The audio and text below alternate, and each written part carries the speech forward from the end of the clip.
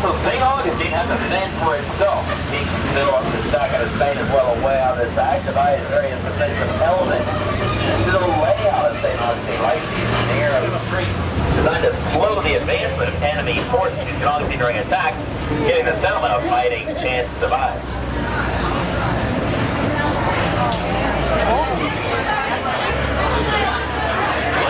Small bands and upsets on these streets of enemy ships are making up fire the cannons down these streets to hit any interior targets of settlement, and they discover the narrow spaces designed to follow these regions of settlement, providing right now to go cooling throughout the area.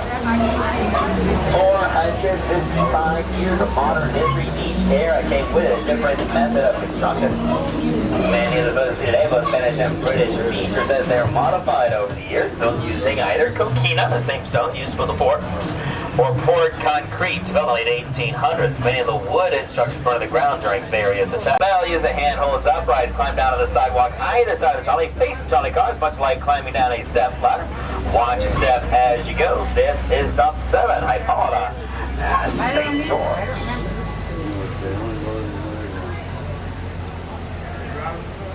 Yes.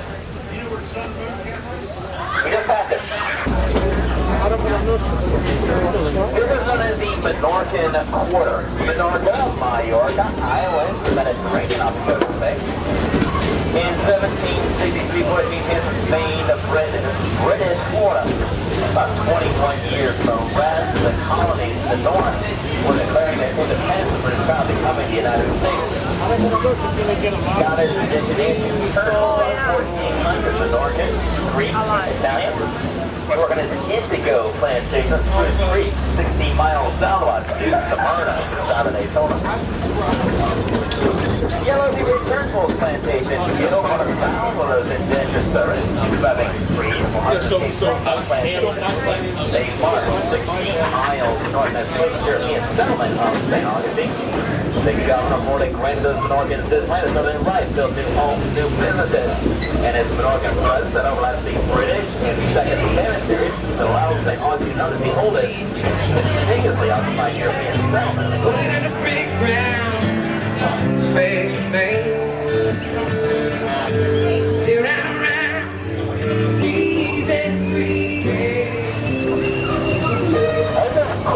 Was the location of the Rosario defense line, the western defensive border for colonial St. Augustine. Henry Flagler purchased a huge plot of land to the west of Old St. Augustine from here to the San Sebastian River to build his winter resort destination. Grand Hotel, beautiful churches like Grace United Methodist Church off to our right-hand side, which Henry Flagler built in exchange for some land to the south of us, owned at that time by the Olivet Methodist Church, where he planned to build his Ponce de Leon Hotel. Henry also rebuilt the cathedral after it was struck by a citywide fire in 1887. Then in 1895, he would donate a plot of his newly acquired model land trust, the Ancient City Baptist Church. He gave that church $10,000 for the materials and labor they needed to build the church. Ahead to our right-hand side. Today, Ancient City is the oldest Masonry Baptist church in the state of Florida, a Southern Baptist congregation. Now, what we see here, Henry Flagler's model land trust, he would repeat further to the south in Mormon, Daytona, New Smyrna, West Palm, Miami, Key West. Once he left St. Augustine, he left the operations model land trust to James Ingram. Flagler put the house off on the right-hand side before Mr. Ingram to encourage him to visit St. Augustine to oversee that operation personally. Today, the Ingram House serves as offices for Flagler Memorial Presbyterian Church coming into view ahead to our right-hand side. It is a Venetian Renaissance-style building that they St. Carrera. Alongside Grace United Methodist Church just drove by on Carrera Street. As well as Henry Flagler's Ponce de Leon Hotel. Memorial Church built in honor of Henry Flagler's daughter and granddaughter who passed away in the year 2000. Today, Jenny Louise and Marjorie, as well as Henry Flagler and his first wife Mary, are buried at this location. If you'd like to visit the gardens, wait for the bell, use the handhold upright, climb down to the sidewalk on the right side of the trolley, watch the steps as you go. Marco Hotel stands on 6 acres of property, and unlike the San Marco, which only has electricity on display, remotely powered. That, where the installation of coal-burning generators was also headed to our right-hand side by the Edison Electric Company. Thomas Edison spending some time in St. Augustine to oversee the installation of the electrical system at Henry Carter's Homestay de Leon Hotel, which opened January 10, 1888. Electricity was very new then. Many travelers came to St. Augustine to stay at this hotel were afraid to touch the light switches. So the hotel hired switchers to do that for them. I'd say they were grounded anyway. And remained hotel until 1967. Over the very next year, as Flagler called on the second floor, and inside there is the dining hall for the college, previously the grand ballroom of the hotel. Surrounded by 70 windows, designed by Faith Gladstone, Lewis, Comfort, Tiffany for that hotel. Today, the Tiffany windows valued over $130 million. All of gold leaf in the ceiling, marble and tile work, onyx pillars, gorgeous though. And that's your kids' school cafeteria. Flagler had a collection of fine art on display, marble statues, stonework, amazing tile. Beautiful furniture, gold inlays throughout the building, frescoes as well. It was truly in California. A Grace United Methodist Church, Flagler Memorial Presbyterian Church was the Homestay de Leon Hotel.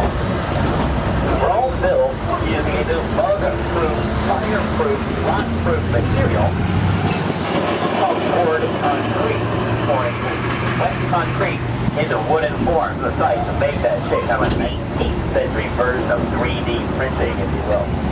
It was introduced to St. Augustine by Franklin Smith from Boston, who tested poured concrete on his own winter home in 1883. This castle in front of us, which he built to resemble the Alhambra in Granada, Spain. This made the Smith winter residence in 1883 and 1910. It was sold to Emory just to get here. He will celebrate Thanksgiving up north then. Get on the wagon and come on down to Florida. Stay all winter long. On Easter, each spring. So these hotels had to have plenty of entertainment all winter long. The Homestay de Leon had an auditorium with great performing artists during the winter months, including the Austrian Royal Band. Parlors, nice conversation. Quite a lot of business deals happened at the, but outside of that, there's very little in the form of entertainment, especially nightlife. Oh, Henry Flagler, and already rumors get started up north. Stuff to do something. So he built another grand hotel right across the street. The Alcazar, off the right-hand side, inspired by the Alcazar Castle in Cordoba, Spain. Inside there were Turkish baths, Russian baths, casinos, fine dining, parlors, ballroom dancing, bowling alleys, billiard halls, the world's largest indoor swimming pool. And there are tennis courts out back, as well as Henry Flagler's Bicycle Academy, for those who wanted to learn how to operate that brand new contraption. The statue right here is of Pedro Menendez, our city's founder, standing in front of the hotel that now serves as City Hall, a wedding chapel, and the Leitner Museum. Materia Victoriana, collected by Otto Leitner of Chicago. Flagler's guests who enjoy the entertainment here, whether they stayed at the Alcazar or the Homestay de Leon across the way. Inside of the Leitner Museum, by the way, the cameos, dollhouses, pocket watches, firearms, cigars, music boxes, toys, birthday papers, buses, military uniforms, white china, crystals, bottles of money. In the Leitner Museum, posters, cameras, viewpoint, tapestries, and other wall hangings. The swimming pool is the southern end of the building at the left-hand side, spans the entire block. By the St. Grade, now home to Cafe Alcazar. You know, windows on the ground floor. The water went almost all the way up to the second floor, where an orchestra played, ballroom dancing on the third. They'd open the roof to ventilate the pool, and oftentimes that night they'd leave that roof open, singing dance underneath the stars at the Alcazar itself. The tennis courts were behind the local council of the NAACP. He invited civil rights leaders to St. Augustine during that movement. Meetings were held in his office, his White House off to the left-hand side, now home to the Accord Civil Rights Museum, which hosts the Freedom Trail. Peaceful protests then led marching on the street crossing in front of us, which now has the name Dr. Martin Luther King Jr. Avenue. And while many City is the street named for the civil rights leader.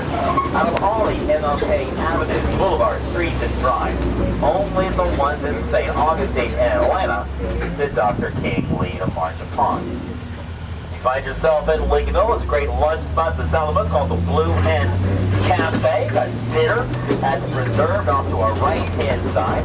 Aboard any of these houses here, this was known as the Yalaha Plantation. Yalaha, the name of the Seminole Indians here to the orange, brought here by Spain in 1700. Plantation owned by T.V. Dumas, had for the Alexander Dumas, the author, money for himself, 3 months here in their house on our left-hand side.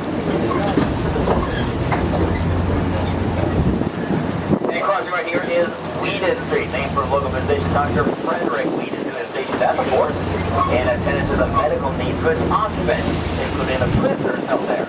The Seminole warriors Osceola and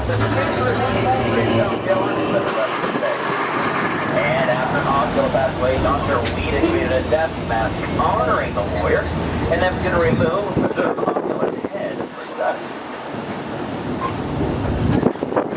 Just on to Riberia or Riverside Street, with the San Sebastian River off to our left-hand side.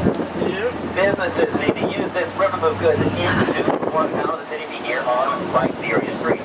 The orange groves, of course, warehouses, offices, marinas, fisheries, shrimp packing plants, lumber yards, shipbuilders, the power plant, St. Augustine, gas and electrical, the ice plant off to our left-hand side, where water is distilled and frozen for area businesses like the fisheries, the shrimp packing plants, as well as the Grand Hotel. Good to go. This is our stop number 11. This was Central Florida. The building was the records warehouse for Henry Flagler's Florida East Coast Railway. 3 buildings beyond it, and the freedom office for that railway. Now housing for Flagler College students, and beyond them is where the railway terminal once stood, when the trains came along this side of the river. Free tours and tastings of San Sebastian wineries won hundreds of awards over the years. If you'd like to visit Waves of the Valley, use the handholds upright, climb down the parking lot onto the sidewalk, watch the step as you go. Say hi to Albert Weinstein on your way in. This is stop 12, in the 27th state in 1845. St. Augustine would quickly become known as a medical spa. Doctors from the north and their patients to St. Augustine specifically for consistent climate, especially during the winter months, take care of various infirmities exacerbated by the cold, icy, slushy, snowy, wet winters up north. Well, local hotels will know the bees knees for the program offerings in northern New Jersey, medical spas. The only way St. Augustine was by riverboat, cruise ship, or horse train along the east coast country to their quicker ride for sport. But in my late 1800s, the end line was Jacksonville, 50 miles away. Okay, you don't know the east coast, follow the St. John's River, stop in Tijuana or Decoy, 18 miles away, but get onto a horse-drawn wagon, by a mule the rest of the way down. I bet you're 2.5 hours the last 18 miles. Depending on the time, it's a convenient way to travel. More on that in a bit. Right now, it's our left-hand side. The only other standing plantation house in St. Augustine today is part of the Flagler College campus. Once belonged to the college, also East Plantation. Once owned by Clarissa Anderson and her son, Dr. Andrew Anderson, Henry Flagler's personal physician. They built homes in Lincolnville and also gave St. Augustine World War I memorial, home to Marble Lion statue. Apparition bred the Lions kids his name. Andrew Anderson also supervised the construction of these hotels. When Henry Flagler's out of town, fell next door further south. Let's get to that. To expedite the arrival of guests to St. Augustine and is the Grand Hotel Henry Flagler Railway. Exchange the narrow rail for a standard gauge. So the train in these new Jacksonville Street into St. Augustine. Like most of the winery is today. Then Henry Flagler's Florida East Coast Railway extended south to West Palm Beach and Miami, where it also builds Grand Hotels, as well as bridges and trains out to Key West. And your trip had to end there, get on a cruise ship in Key West, go out to Havana, Cuba, to this island.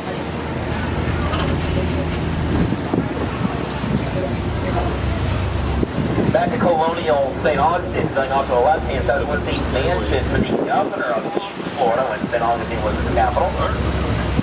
They had the governor's house museum, their comprehensive timeline of St. Augustine's history, as well as artifacts, 16th century St. Augustine and nearby Indian villages on display at the Governor's House Museum, which runs right alongside the Plaza de la Constitución, named the Spanish Constitution of 1812.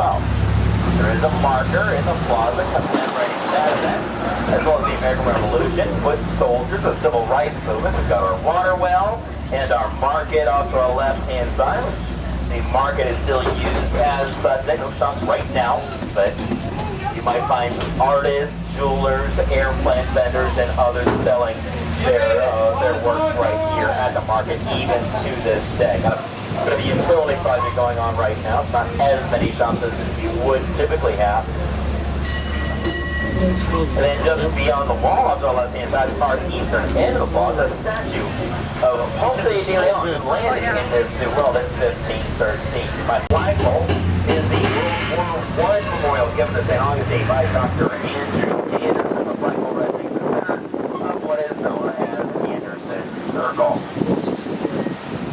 World War II, Vietnam, Korea, and the Gulf War. Ultimate marker on the plaza. Onto our left-hand side between us and the market. And then to our right, the Catholic Cathedral Basilica, America's first parish, established September 8, 1565. This church, built in 1797, suffered extreme damage due to citywide fire in 1887, after which Henry Flagler, who was building the hotel, helped rebuild the church, adding the bell tower on the corner of the property. If this new stop leads to the valley, use the hand holds upright, climb down to the right-hand side of the trolley. Watch your step as you get arms and legs inside the trolley.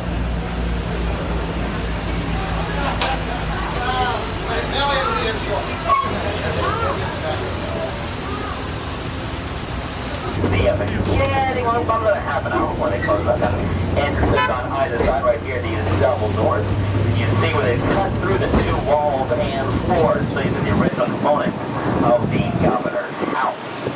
Beyond which, off to our left-hand side, is a Casa Hotel built by Franklin Smith, a Bostonian, who brought forward concrete to St. Augustine, then built a maintenance property afterwards and to sell the Casa Monica. Who would buy it? Henry Flagler. We have the County Cordova, quite a successful Flagler's ownership. The building is in the St. Johns County Courthouse in 1960 to 1990. It was the original Casa Monica in 1998. The only brand of Augustine Guild today that operates as a hotel today. The South Station last presentation. Well, late season festival came through back in November. He eroded the sand dunes to protect the Florida coastline. And underneath that, all that sand was 150 years of a Canadian merchant ship. Local archaeologists, as well as flag cross students, got to take a look at it. And speaking of maritime history, we got the marina on the left-hand side with 5 vessels, fishing vessels, during colonial time. Beautiful private sailboats and yachts. There's a little cruise you might want to look into while you're here in St. Augustine. The construction we have going on onto our left-hand side, they're in the process of rebuilding the Santa Maria restaurant that you've been here before. See postcards St. Augustine usually highlight of the restaurant over the water open in the bay. Well, it was damaged to the maintenance on the interior the last several years. They're in the process of rebuilding the Santa Maria. On the other side of the water is Anastasia Island with a cell zone to build the Castillo de City Gate, Governor's House, as well as a seawall off to our left-hand side. Standing on the island is the St. Augustine Lighthouse. Black and white stripes, red top, stands 155 feet tall. Can't be seen up to 19 miles out to sea on a clear night with a candle is lit. Yes, they do upward towards the lighthouse. Breathtaking. Average breathtaking climb of 290%. And for the Maritime Museum is also artifacts. 600 shipwrecks nearby at the Maritime. And at the southern end of our course, St. Francis Barracks, Franciscan Monastery and Convent, served as barracks, the British and the Spanish military, plus 100 years, the headquarters for the Florida National Guard. And the head on the right-hand side is Florida's oldest house, Gonzales Alvarez, built in 1702, now maintained by the St. Augustine Historical Society. Left-hand side, Coquina. Fossilized seashell, sand, limestone, skin of minerals, compressed under its own weight on Anastasia Island. The seashells can still be quite sharp. Be careful when you're on cocaine. It's uncommon after the attack by cannonballs resting at the base of these buildings or embedded in the walls. No chips, no cracks, no collapses, no significant damage done. 1886, you found the British soldiers, led by Privateer Francis Drake, known right here as the Dragon, raided St. Augustine and burned the city to the ground. Hence the name, the Dragon. Those wooden structures would be rebuilt and burned down again in 1668. Another British attack, this time led by Robert Searle, based in Jamaica, stole gold and silver from the Spanish crown and destroyed the wooden fort, protecting St. Augustine. And we reenact events every year. Hundreds of reenactors come to St. Augustine first weekend of March for the Searle attack, first weekend of June for Great Raid, middle of June for the Moselle Raid, the beginning of September for the founding of St. Augustine, and the beginning of December for Night Watch. Or at least that's the plan. Historic Florida militia is in charge of that. They kind of dialed things back. They kind of missed out a little bit last year. This year they're planning what is called Saunters, which instead of doing a full production with the cannons and the ships and trying to reenact as much of... We do have a stop at the marina. We just got rid of our politics. The pirate ship over there is one of the cruises that are available from the marina, as is the Victory 3. The Schooner Freedom also has a cruise available for you. There are also eco tours and kayak tours that leave from the marina throughout the day. If you're interested, want to get more information, book your cruise. Each of the operators has a window at this building off to our right-hand side. Wait for the bell and use the hand holds upright. Climb down to the street, then onto the sidewalk. Watch your steps as you go. This is the marina. That's around Matanza Bay out for the kayak, as well as a powerboat with a silent running engine, as well as a sailboat that are available. This bridge on the right-hand side is the Matanza Bay Bridge, built in 1927. Known as the Lion Bridge, or the Bridge of Lions. The marble lion statue is found at the base of the bridge in St. Augustine. My Dr. Andrew Anderson, including Markle and the Citrus Plantation here in St. Augustine. The drone band can go up at the top and the bottom of each marine traffic demanding, and it crosses Matanza Bay. Matanza meaning massacre or slaughter, the means by which they took the French settlement realized in 1565. For 1,000 years in India, the same body of water, river of dolphin, a river of dancing dolphin. The Hodge dolphin still call this body of water home. On the horizon to our right, St. Augustine thing up right now. That's as far as the structure itself is concerned. The park rangers will, if you've seen those geological markers, try to collect photographs or records of each of them, you find one of those somewhere right around here. If this is your stop, use the hand holds upright. Climb down the parking lot onto the sidewalk. Watch your step as you go. This is stump 17, Castillo de San Marcos. Watch your head, watch your step. Make sure your personal belongings with you.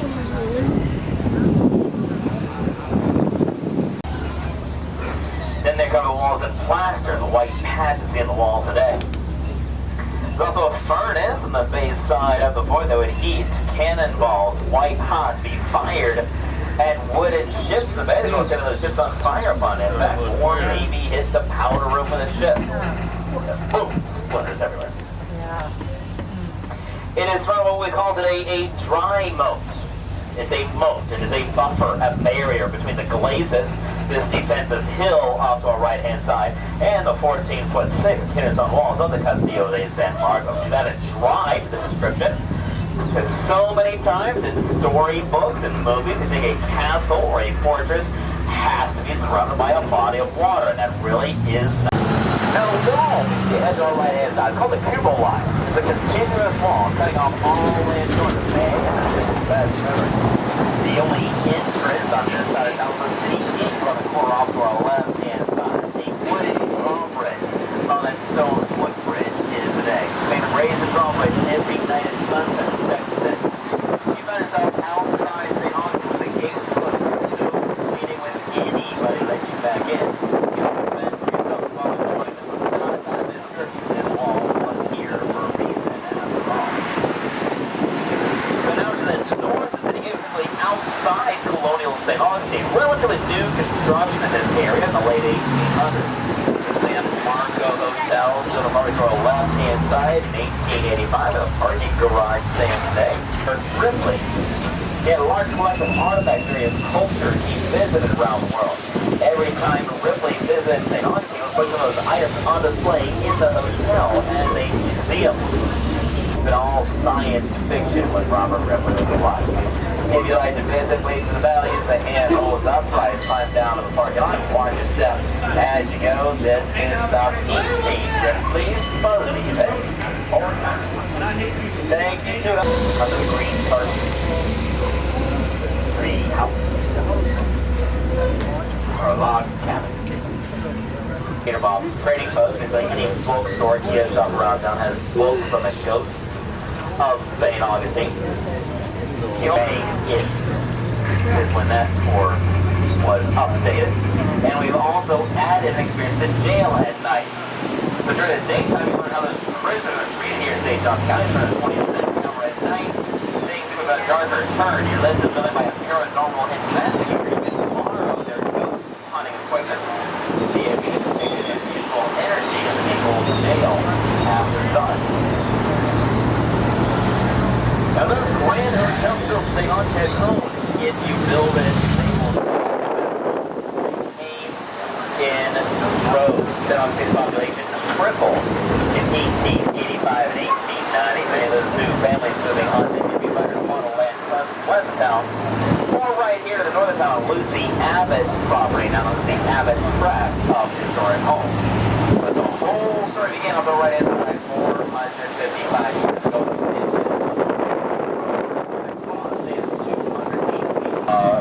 16th century St. Augustine and nearby Indian villages on display inside. We've got a reproduction.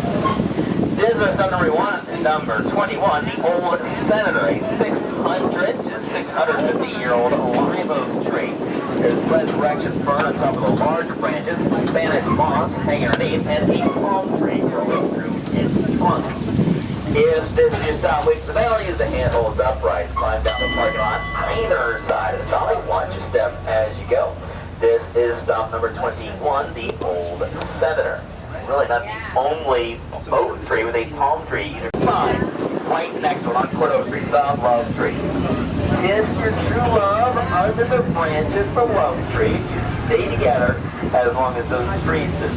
Find the Love Tree near stop 3. Red bug or the jigger, tiny red mice, so small and couple can stand ahead of it.